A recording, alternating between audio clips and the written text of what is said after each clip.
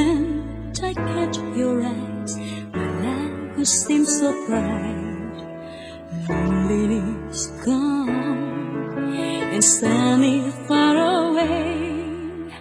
Hands in hand, we feel so right. Love has seen the light. True, but you can feel love could be so real.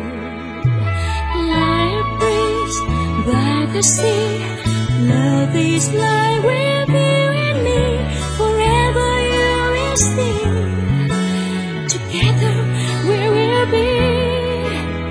Close your eyes, we're flying high, like the birds up in the sky. Forever I will try to be by your side.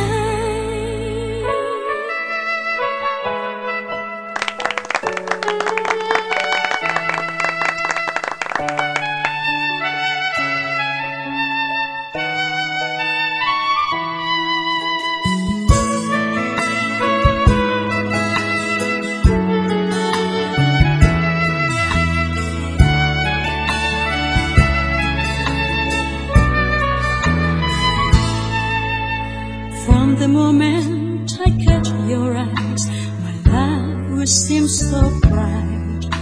Loneliness gone and sun is far away. Hands in hand, we feel so right. Love has seen the light. Smooth, but you can feel love could be so real. Like a breeze by the sea, love is like with you and me. Forever you will see.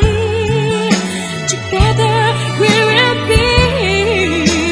Close your eyes, we're flying high, like the birds up in the sky.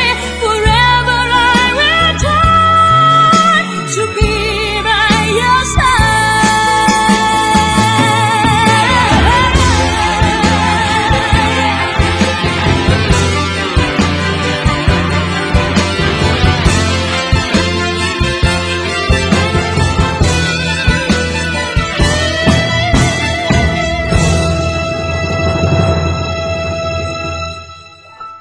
Like a breeze by the sea, love is like with you and me.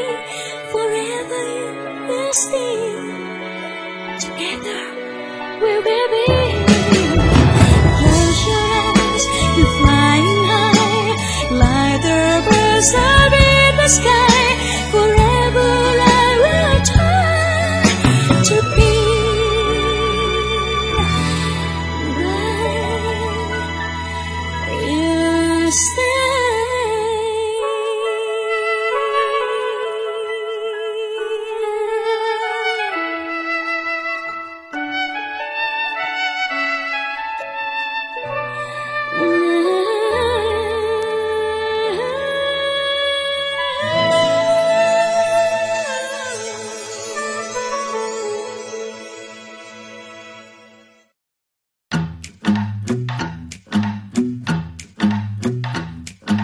Baby, I get a little bit jealous, but how the hell can I help it when I'm thinking on you?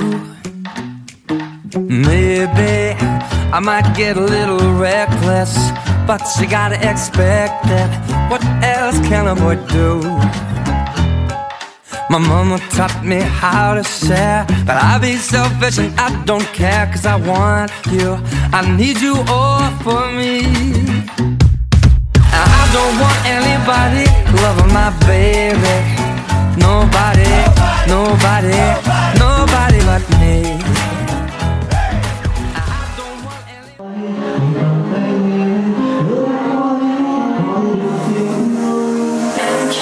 So